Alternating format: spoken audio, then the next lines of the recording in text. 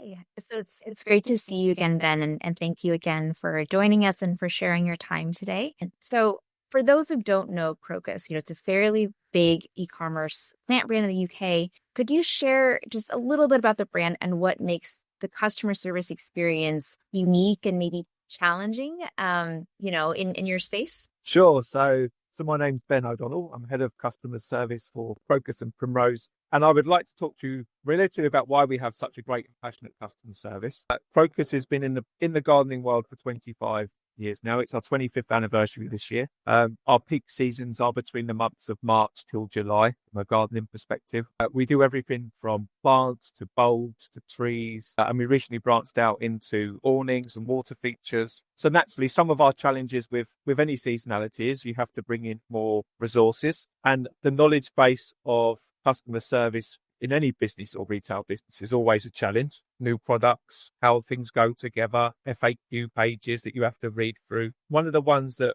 I really drove myself to 5 years ago is we didn't want to make customer service agents. We wanted to create gardeners, because that's really what's going to support our customers, and that's really what they're looking for.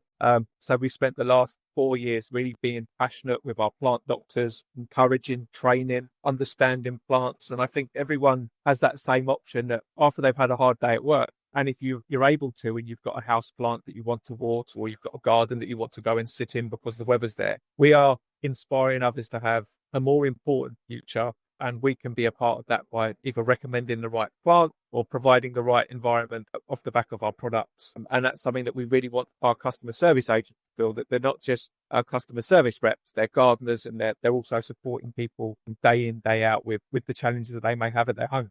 I love that. And I remember from our previous conversations, just the level of expertise and the genuine passion for gardening was something that really stood out to me about you wanting to instill that in your team. That's lovely. How do you define, what great customer experience is in 2025? You mentioned it's been 25 years since the brand has been founded. The customer service changes every year for me, but if I'm honest, the foundations are always the same. Best customer service is one where a customer doesn't really have to contact you at all. That's because we've provided them with the service from the start. Now, every time a customer comes to our website, it's because they want a product, and they want the perfect product, and they want to be able to put it together the right way, and they want it to be able to see exactly how they picture it in their head. Sometimes it could be an expectation. Sometimes it could be a faulty product. Sometimes it could be a courier service. At the point where that customer's contacting us, it's for us to provide that unique experience that's unique to them, but also resolves that particular challenge in the right way. And sometimes that will be done through an agent. Sometimes that will be done with software. Sometimes that will be done with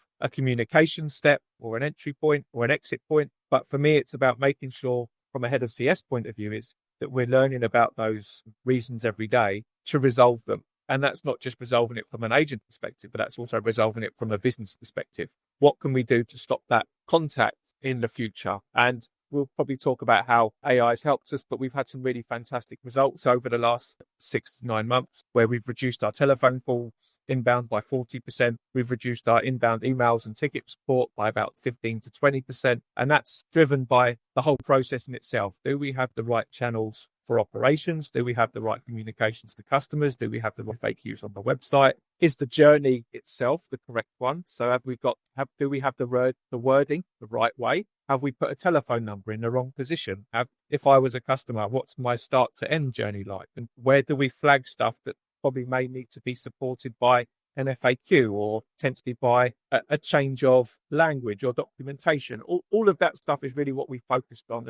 And actually, an AI has supported us in sometimes creating content. But as we've moved into this year, like Alhena supported us in terms of all over the scope from customer edge points, but also from a back-end administration point as well. So we've had a really exciting time, and I'm really proud in terms of where we go 5 years ago in terms of customer service to where we are now. We've done it from an efficient standpoint, and we're seeing that from a cost saving standpoint. But ultimately, it's the customer service and the customers that will tell us whether we're doing a good job. Our Trustpilots are on the increase, and that's really what tells us that everything we're doing it for the right reason, and that's the customer. Yeah. But I actually this is a good segue to go into the AI journey. And so could you walk us through at what point did Crocus or you thought that, okay, I need an AI solution and let's go find one? Sure. So it's a bit of a long one. So I'll try and shorten it down for the benefit of the Okay. But Yeah, naturally, March till July every year, we have to try and find 20 customer service agents to come in during the peak season, and we have to upskill their knowledge for 4 months before we then ask them to finish and come back the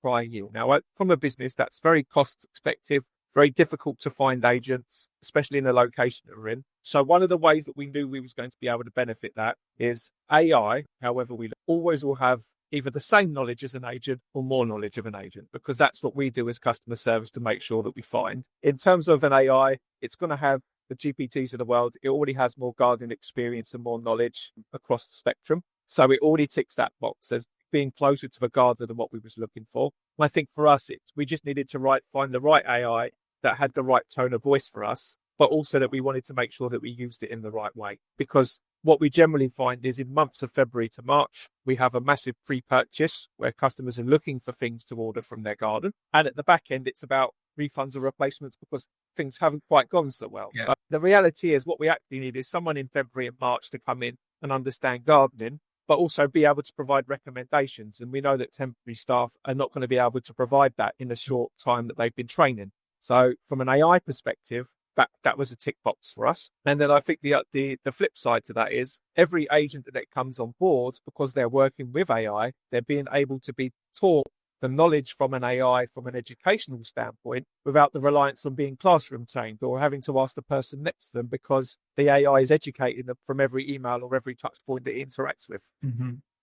Yeah. So then what happened was it got to September. And like any business or probably any organization that gets scared to their toe into AI, I was always quite happy to take the risk. And as you know, I'll tell the story many times. We've used Freshdesk and Freshworks as an omni-channel platform. They have Freddy AI that has never worked for us as a business. And Ashu put a post up on LinkedIn that said, if you don't like Freddy AI, why don't you come and give us a try? It caught me right at the moment. So I signed up to Formally Glee. Back then, we had a 30-day free trial, and within the first 14 days, by scraping his website and asking some generally basic questions, he gave me that right conversational experience that made me know that Alhena was going to be the right partner for us long term. And from that point, it was really about the conversations of, well, what touch points do we have as a customer basis to be able to match that into Alhena? And luckily, we've been quite lucky this year where we're probably using about 25% of our customer service work is now being done by Alhena AI, which has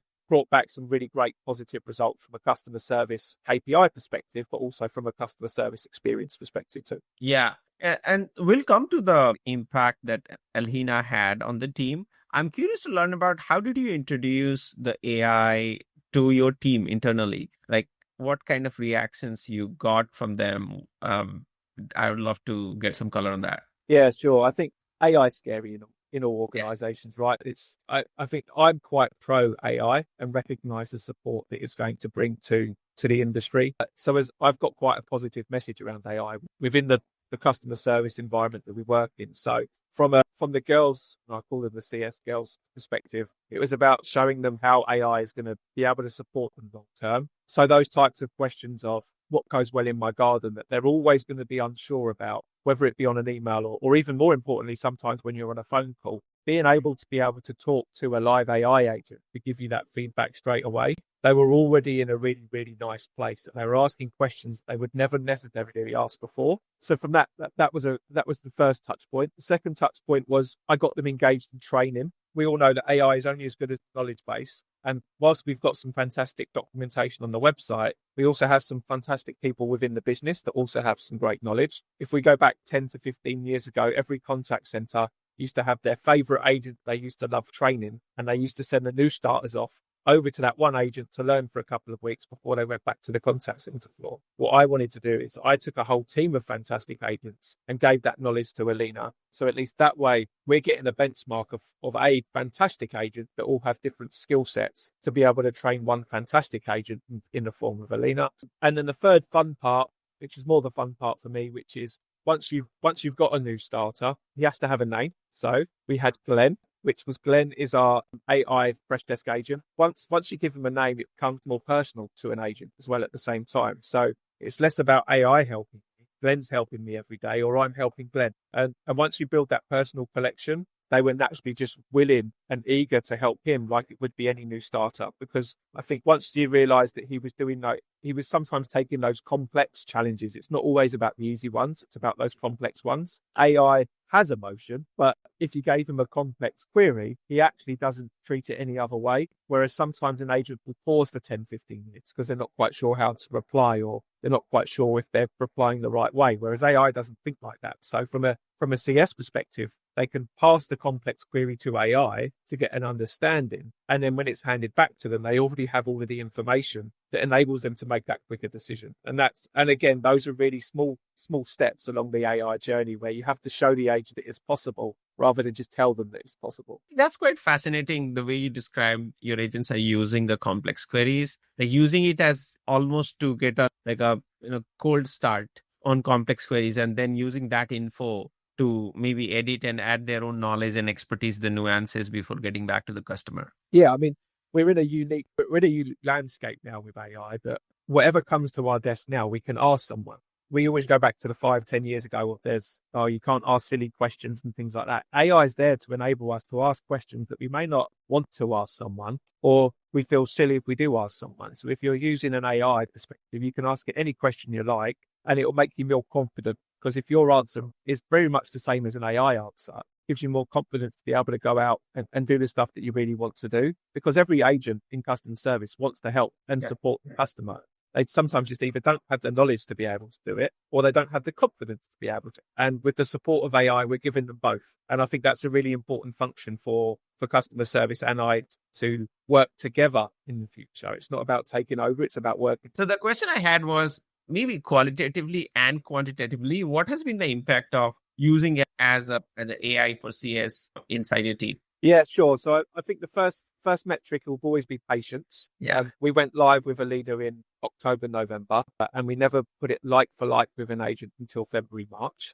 February was our first month where we went live like for like with an agent. It done around 13% of our inbound mailbox for both tickets and emails. And that, if I'm honest, the first metric that we balanced it against was our CSAT, because you always say that you want it to either have great CSAT performance when you want it to be equivalent to an agent. In February was its first month going live from the start to the end of the month, and it was actually our highest scoring CSAT agent within the Freshdesk environment, within gamification. So we knew that it was giving the customer the right customer experience. I think sometimes what happens with, and sometimes it's probably more of a feedback session as well, is sometimes the CSAT, it was naturally taking more negative queries to a certain degree as well, because those more easier, sometimes Crocus as a business doesn't ship outside the UK. So all of a sudden it was taking all of those disappointing questions of when a customer says, can you ship it to Australia?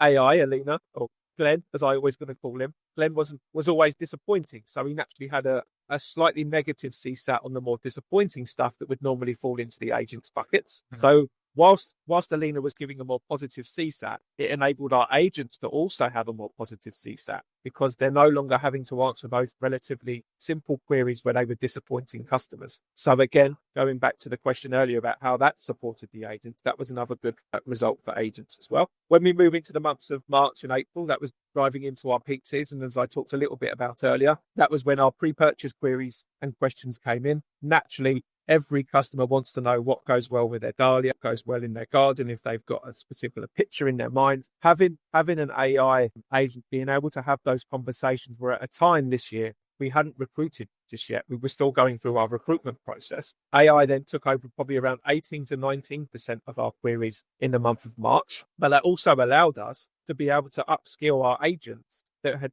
wouldn't be able to have the time previously. So last year we had a 2-week training plan. This year we was able to have a 3 to 4 week training plan, because all of that mailbox that we would normally be working through, panicking because the agents didn't know, AI was taking over that proportion. So we was able to upskill our agents in a more better manner that would only increase our customer experience further down the road. And then as we moved into June, July, we then start looking at other activities such as Trustpilots and FIFOs, because whilst our agents are working through the mailbox, and sometimes that's our own challenge, that we always focus on the mailbox, it's about what else our agents can do. So Alhena again was doing 100% of our Trustpilot reviews from a conversational standpoint, and now he's now doing 100% of our FIFO product and service related reviews, which again allows our agents to have more time And then to come back to the question around KPIs, what that enables us is we saw a 4-hour reduction in email handling time because our agents are able to get through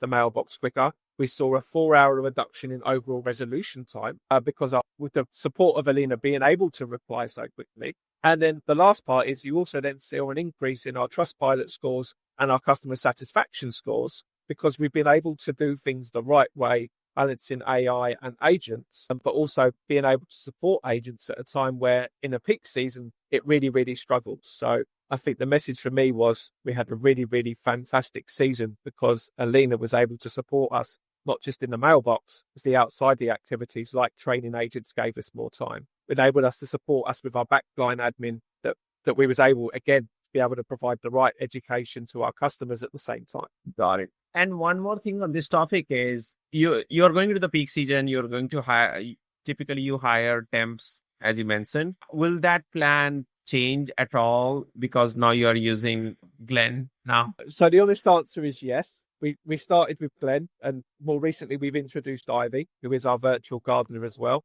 She's based live on the website, which enables people, rather than creating a ticket for Glenn to reply to, why not just give them the 24/7 experience where they can ask those questions direct? So off the back of Glenn's learning, we was able to create Ivy, our virtual gardener, that was in the real-time experience for a customer. In terms of, are we expecting that to decrease our contact volumes? We've already seen a decrease in our contact volumes, which means it will naturally have a reduction in our headcount. The benefit of that from a business standpoint is if we go into our off-season this year, we have 10 billable agents. If we went into our off-season last year, we had around 15 to 16 billable agents. So we've probably seen a reduction of around 30% when it comes to headcount, which is great. We'll follow that into the peak season next year. I think the flip side to that is when people talk about a reduction of 30% headcount, they always say that must be a 30% reduction in costs. The reality is it enables me to re-put those finances into improvements elsewhere within the customer service function, because you will never see a true 30% reduction.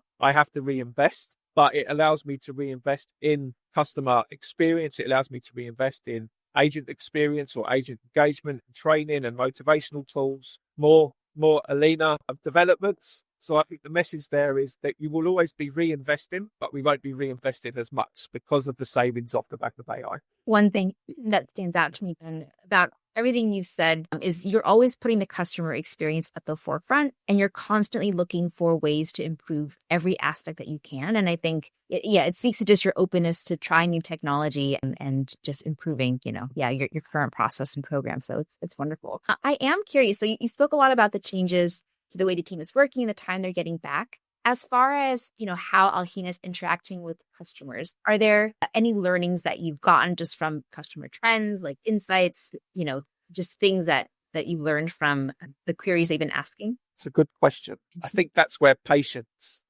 it definitely works with patience. I think the honest part is I do like to analyze before I make decisions. And naturally, October till February, before we went live, was a really big analyze period for us, understanding what can Alhena do, what Alhena can't do. I think one of the biggest challenges that we have as a business, and sometimes a lot of businesses do see this, is it's how we integrate into our standard operating system. So naturally, Alhena's conversational AI. So it's able to have the conversation around, would you like a replacement? Would you like a refund? It might be poor quality, it might be instructions, but it doesn't have the final tick box due to the internal system that we work with to be able to create that replacement. So that sometimes that wishful thinking of it's going to be able to do the full end-to-end journey is not always possible because of our own systems. But what we then do is we're then able to find the efficiencies within that. So if I go back to one big example that we see every season, which is a customer will always come to us with around quality issues because the plant isn't as they expect it. Sometimes what happens is a customer will contact us, say, I haven't quite liked my rows, but they haven't attached any photos, or they haven't provided us the order number, or they haven't provided us with some really key information that enables us to make that decision. The benefit of being able to use Alhena now is that when an agent recognizes that they don't have all of the information, they can assign it to AI or Alhena in this situation. Alhena goes and asks all of those questions, gets the documentation, gets the photos, and passes all of that information over to an agent to be able to make that final decision. So what we've done is what would normally be a human touch point of maybe 3 or 4 emails, Alhena takes that first 1 to 3 email conversation chain and it passes that to an agent. So you've now got an agent that would normally spend roughly 4.5 to 5 minutes per email talking to a customer, which could be a 20-minute interaction. That interaction has now become a 5-minute interaction because that agent has all of the information they need and they're able to click that right button within our operation system. And I would definitely recognize that sometimes as an AI tool, whilst it can't do the full end-to-end journey, it can still reduce 75% of that time by just doing the right instructions. And that's sometimes that we have to train into it by making sure that we're telling Alhena or Glenn to ask the right questions. And I think the other part of that is, and probably more fantastic support of Ashu and his support team, is by us, when we recognize that we don't have all of the information or he's not asking the right question, or is it recognizing that he's got the right information, when to pass that to an agent. Because sometimes at early stages, he would pass it to an agent straight away, but actually still needed a couple of key information. And that's something that comes over time. And it was something that we really worked on. And we've now got a really, really fantastic metric with Alhena that he hands it to an agent at the right time he needs to. And it's a really great function to have. So hopefully that answered your question. Definitely does. Yeah, it sounds like Alhena is helping to just improve that feedback process and optimize how you guys are handling those things. Has anything, so you mentioned customers sort of asking questions that that they wouldn't have asked like a live agent. Has anything surprised you about the things that customers are asking Alhena? It catches me off all the time. And I must admit, it's one of probably the proud success stories to you guys as well, is sometimes customers used to just ask what goes well with my garden. Now I've got a garden that is 4 foot by 5 foot, and I would like to have small plants at the front, large plants at the back. Can you design me my garden? And there is now designing people's gardens, which is something that an agent would never be able to do without the support of a plant doctor. And Alhena is now able to design a garden, and it would give them the specific plants. It would number them A, B, C, so they know where to place the plants. It's something it shocked me when I saw it in a nice way, because it was something that I hadn't even thought about. But now Alhena's already doing it in a live environment, and Ivy's being a fantastic success story just for that particular model. Awesome. That's really, really amazing to hear. And I didn't know that. And so thank you for sharing that. Now, coming to the whole CX, then it's going through a lot of change. AI is coming in. As a CX leader yourself, what would you say are some of the blind spots for CX leaders, and how to navigate this environment? So some of the blind spots, a good question. I always go to an AI company, and I always have to remind people, going back to our very first point at the start, which is great customer service is when a customer doesn't contact us. And there's a lot of businesses out there that will use AI to take over the contact rather than reduce the contacts anyway. So I always go back to, it's important that we use AI to understand what customer contact is. And once we understand what the customer contact is, it's using the right AI. And sometimes it could be a chatbot.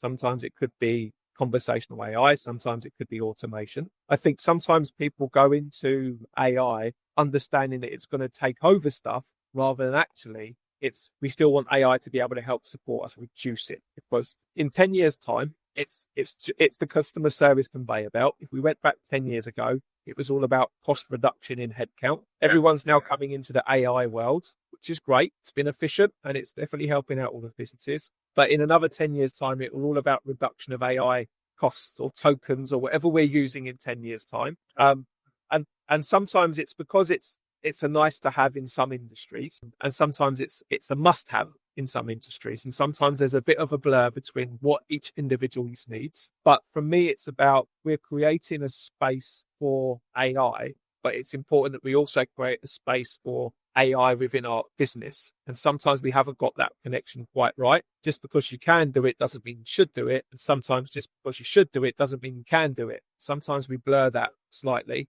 And the last part I would always question about sometimes is people are there's a difference between AI and automation. And sometimes it's a self-learning journey that actually sometimes what we're doing is AI, but reality is a lot of the stuff that we're doing is also automation. And it's finding that balance now between a lot of industries, of what's right and what's wrong. And I think the final piece of the AI journey for me is, and it's something that we had to do right at the very start, it's educate people about AI. A lot of people are self-taught. They go to ChatGPT or they'll go to Claude and they'll ask questions, but they haven't been taught prompts. They haven't been taught how to ask questions. They haven't been taught how to create. So one of the masterpieces that we've done with our agents was we've done a 2-hour training session on AI, what it means, how it's going to be supportive, how it's going to work. And we actually set them a task off the back of AI. It's probably one of my success stories in Lucy when she first challenged AI, which is, I want you to ask it how it can support you in the next 2 months in a hobby. And now, cut a long story short, because of those questions, Lucy 2 months later knitted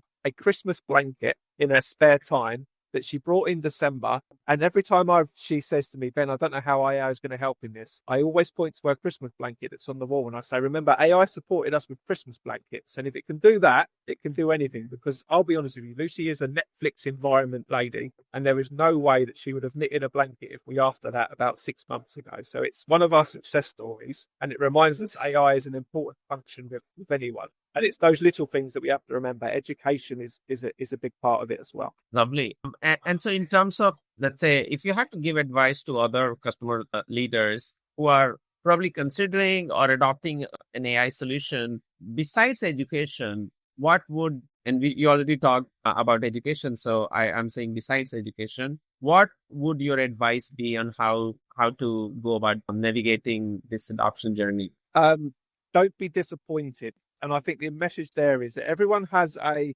vision of AI is going to automate 70% of my work or 80% of my work. And what generally happens is they get to 15 to 20%, don't get the 80%, and then they give up. And then all of a sudden they've lost out on the 15 and 20%. It was already making their life easier. So and that doesn't number could be 10%.